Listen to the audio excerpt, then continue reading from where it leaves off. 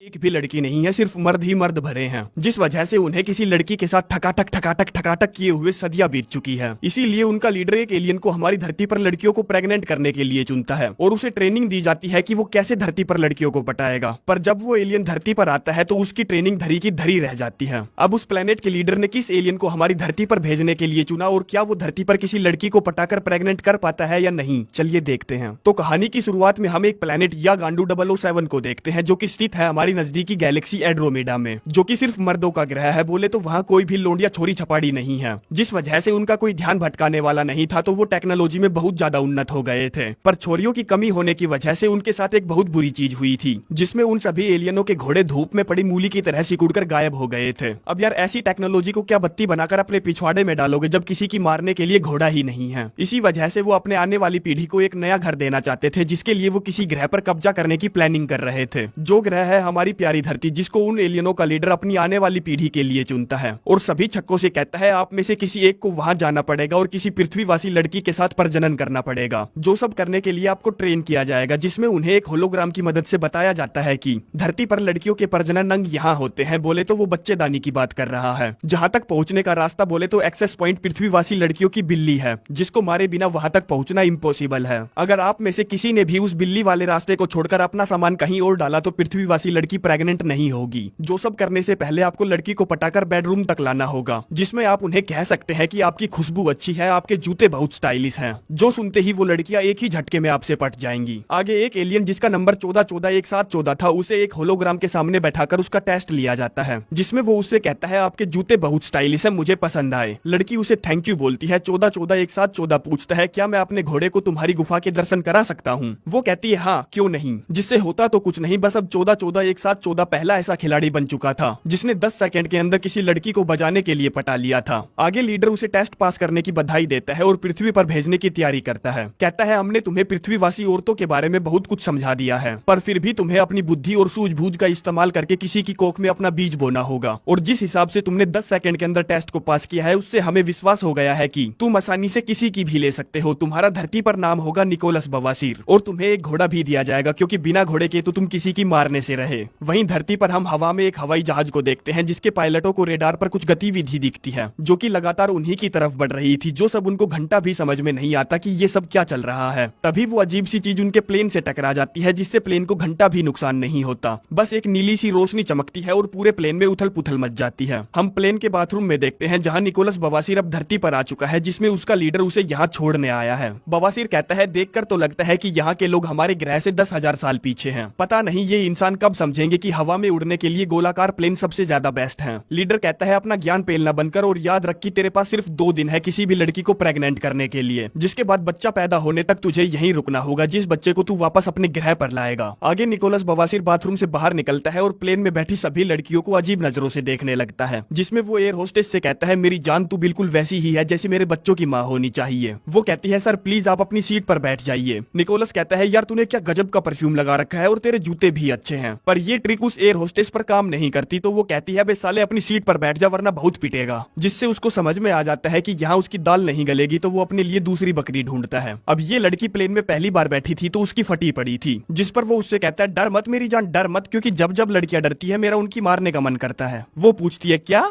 बवासीर कहता है आपके जूते बहुत अच्छे हैं और आपसे खुशबू भी बहुत अच्छी आ रही है। तो ये बताओ जहाँ तुम जा रही हो वहाँ किसी से अपनी मरवाने जा रही हो या ऐसे ही घूमने जा रही हो? वो कहती है मैं अपने पति से मिलने जा रही हूँ। जो सुनते ही बवासीर समझ जाता है कि ये बकरी भी उसके लिए नहीं बनी है। आगे अब प्लेन लैंड हो जाता है और निकोलस बवासीर जो अपने कर्तव्य का पक्का था, वो उस एयर होस्टेस के फिर से चेप हो जाता है, जिसमें वो पता नहीं उससे क्या बोलता है कि वो उसे एक जड़ देती है। जिसके बाद वो एक बैंक में पहुंचता है, जहाँ उसके लीडर ने अपनी टेक्नोलॉजी की मदद से वहाँ पहले ही उसकी जॉब के लिए अप्लाई किया हुआ था। इसीलिए उसे वहाँ एक झटके में जॉब मिल जाती है, जहाँ वो जिस भी लड़की को देखता है बस उसे पेलने के बारे में सोचता है। इसीलिए रात के टाइम वो अपने कलीग हेरल्ड के साथ एक नंगे क्लब में जाता है, जहाँ उसे एक लड़की पसंद आ जाती है, तो वो उसकी लेने के लिए उसे कमरे में ले जाता है, जहाँ उसका नकली का घोड़ा वाइब्रेट कर रहा था और उससे आवाज आ रही थी जो आवाज सुनकर वो वेश्या लड़की उससे पूछती है ये आवाज कैसी। वो कहता है कौन सी आवाज, बाहर ट्रैफिक से आ रही होगी। लड़की कहती है ठीक है ये लो बाल छतरी अपने हथियार पर चढ़ा लो। जिस पर वो उससे कहता है मुझे माफ करना, मेरे लीडर ने इस तरह के काले जादू का इस्तेमाल करने से साफ साफ मना किया है। उन्होंने मुझसे कहा था कि जब भी मैं किसी लड़की की मारूं तो मेरे और उसके बीच में कुछ नहीं होना चाहिए। जो बात उस वेश्या को पसंद नहीं आती तो वो उसे बिना दिए ही चली जाती है। अगली सुबह उसका कलीग हेरल्ड उससे पूछता है तो भाई रात को कितनी बार ली। वो कहता है यार सच बताऊं तो काम नहीं बना। हेरल्ड कहता है अगर तुम्हें किसी की बजाने की इतनी चूल मची है तो आज तुम मेरे साथ नशा मुक्ति केंद्र चलो। वहाँ साली वो लड़कियां आती है जिनको दारू पीने की लत लग चुकी है और वो दारू छोड़ना चाहती है, जिस वजह से वो अंदर से टूटी हुई होती है, जिनको पटाना और पेलना बहुत आसान होता है। जो आइडिया निकोलस बवासीर को ठीक लगता है तो वो दोनों शाम के टाइम नशा मुक्ति केंद्र पहुंचते हैं। जहां पहुंचते ही हेरल्ड को कोई मिल जाती है तो वो उसके साथ निकल लेता है। वहीं बवासीर को भी एक बेवड़ी पसंद आ गई थी जिसका नाम बेबुनियाद था, जो उसे देख रही थी पर निकोलस की उससे बात नहीं हो पाती क्योंकि तभी वहाँ वो एयर होस्टेस आ जाती है जिसके साथ उसने मूवी की शुरुआत में बकचोदिया की थी, जिससे वो फिर से कहता है तुम्हारी महक अच्छी है, तुम्हारे जूते भी अच्छे हैं, तो क्या तुम अपने वीसीआर में मुझे अपनी टेप डालने दोगी। जिस पर वो एयर होस्टेस उसे हाँ कर देती है क्योंकि उसका बॉयफ्रेंड उसे छोड़कर चला गया था। आगे निकोलस बवासीर जब उसकी लेने की फिटिंग बैठा रहा था तो उसका घोड़ा फिर से वही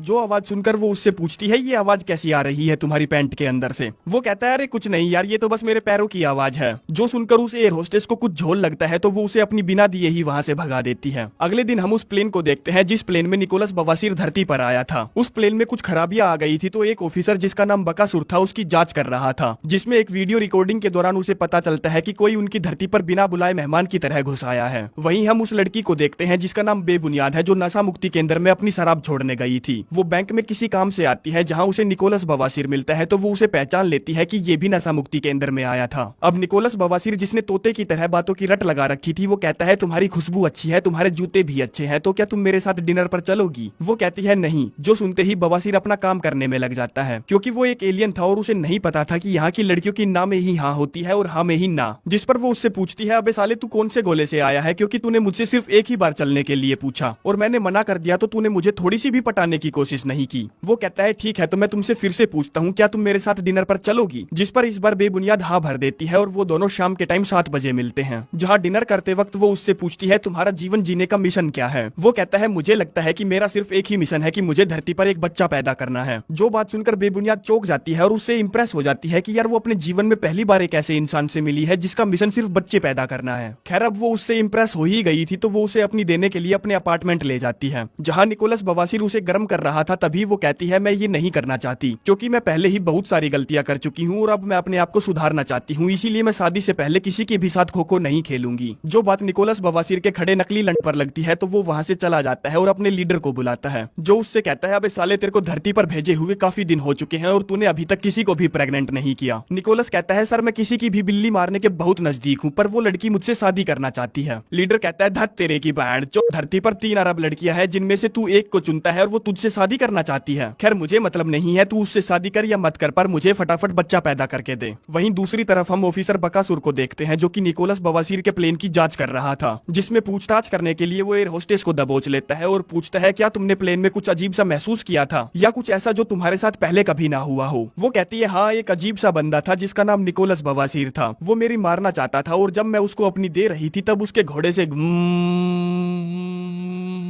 करके वाइब्रेशन की आवाज आ रही थी। जो बात ऑफिसर बकासुर को अजीब लगती है तो वो फटाफट उस प्लेन के सारे पैसेंजर्स की लिस्ट चेक करता है जिसमें उसे निकोलस बवासीर का नाम नहीं मिलता। वहीं बेबुनियाद फिर से एक बार निकोलस बवासीर से मिलने बैंक जाती है जहां निकोलस बवासीर उससे शादी करने के लिए कहता है और बेबुनियाद जिसकी अकल पर पत्थर पड़े थे उसे हाँ कर देती है, जिसके बाद वो दोनों धूम धड़ाके से शादी कर लेते हैं और हनीमून पर निकोलस बवासीर उसकी 21 घंटों तक लगातार थूक लगाकर मारता है और अगले दिन से ही उसको डंडा दे देता है कि प्रेगनेंसी टेस्ट करके मुझे बता कि तू प्रेग्नेंट हुई है या नहीं, क्योंकि वो जल्द से जल्द अपने मिशन को कंप्लीट करके अपने प्लेनेट पर वापस जाना चाहता था। जो बात बेबुनियाद को बहुत अजीब लगती है कि भला ऐसी भी क्या जल्दी है बच्चा पैदा करने की, पहले मजे तो ले लो। खैर जो भी हो निकोलस बवासीर पूरे एक हफ्ते में उसकी 126 बार लेता है और हनीमून से वापस आकर सीधा बैंक पहुंचता है, जहां उसे पता चलता है कि उसके कलीग हेरल्ड ने उसके साथ धोखा किया है, क्योंकि जो काम निकोलस बवासीर ने किया था उस काम को वो अपने नाम से बैंक में सबमिट कर देता है, जिससे उसका प्रमोशन हो जाता है। जो बात निकोलस को बिल्कुल भी अच्छी नहीं लगती तो वो गुस्से में अपने घर की तरफ रवाना हो जाता है, जहाँ घर पर बेबुनियाद अपनी सहेलियों को अपने हनीमून के बारे में बता रही थी कि उसने मेरी बहुत अच्छे से मारी, पर यार जब भी वो जोश में आता था ना तो उसका घोड़ा वाइब्रेट करने लगता था, जो सुनकर उसकी सारी सहेलियां चौंक जाती है। क्या मतलब है तुम्हारा? वो कहती है हाँ, उसका घोड़ा वाइब्रेट होता है और उसमें से हमिंग साउंड निकलती है। जिन बातों पर उसकी सहेलियों को यकीन नहीं होता तो उनमें से एक बोलती है कि जब मैं एक काले आदमी के साथ रिलेशनशिप में थी तब जब वो मेरी पिंकी मारता था तब उसका घोड़ा हमेशा सीटी मारता था। जो सुनकर सारी लड़कियां हंसने लगती है तो वो कहती है हाँ, उसका घोड़ा सच में सीटी मारता था, क्योंकि जब वो मेरी लेता था तो हमेशा किचन में चाय की किटली पर चाय बना रहा होता था। तभी घर पर निकोलस बवासीर आता है और सीधा अपने कमरे में चला जाता है बिना बेबुनियाद की सहेलियों को हाय बोले। जहाँ अकेला खड़ा खड़ा वो सोच रहा था और हैरान था कि भला उससे गुस्सा क्यों आ रहा है, जबकि वो तो एक एलियन है, उसके अंदर तो ये भावनाएं होनी ही नहीं चाहिए। तभी वहाँ बेबुनियाद आती है और उससे पूछती है तुम्हारे साथ क्या हुआ है, जिसको वो बैंक में घटित हुई सारी बातें बताता है और उससे पूछता है तो क्या तुमने प्रेगनेंसी टेस्ट किया। जो सुनते ही बेबुनियाद उस पर भड़क पड़ती है कि बाढ़ जो तूने एक ही चीज की रट क्यों लगा रखी है, जबकि तुझे पता है कि मैं पहले बहुत ज्यादा शराब पीती थी, जिस वजह से शायद मेरे हार्मोन्स डिसबैलेंस हो गए होंगे, इसीलिए जरूरी नहीं है कि मैं माँ बनूं, हम प्यार करने के लिए एक बच्चा भी तो गोद ले सकते हैं ना। जो सब निकोलस बवासीर के लिए बहुत बुरी खबर थी तो वो ठेका शराब देसी पर दारू पीने पहुंचता है। तभी वहाँ उसके कलीग हेरल्ड की वाइफ आती है, जिससे अपने काम का बदला लेने के लिए वो उसकी वाइफ से कहता है तुम्हारे जूते अच्छे हैं और तुम्हारे परफ्यूम की महक भी बहुत अच्छी है। जिसके बाद वो एक दूसरे से बातें करने लगते हैं और सीधा सीन कट होता है और हम देखते हैं कि वो खुदाई खेल रहे हैं, क्योंकि निकोलस बवासीर को अपना बच्चा पैदा करने वाला मिशन किसी भी हाल में पूरा करना था। पर अब तक सब कुछ गड़बड़ हो चुका था, क्योंकि निकोलस बवासीर का हथियार अब जोर नहीं मार रहा था। इसीलिए वो बाथरूम में जाकर उस पर मुट्ठ बरसाता है कि बाणचोद खड़ा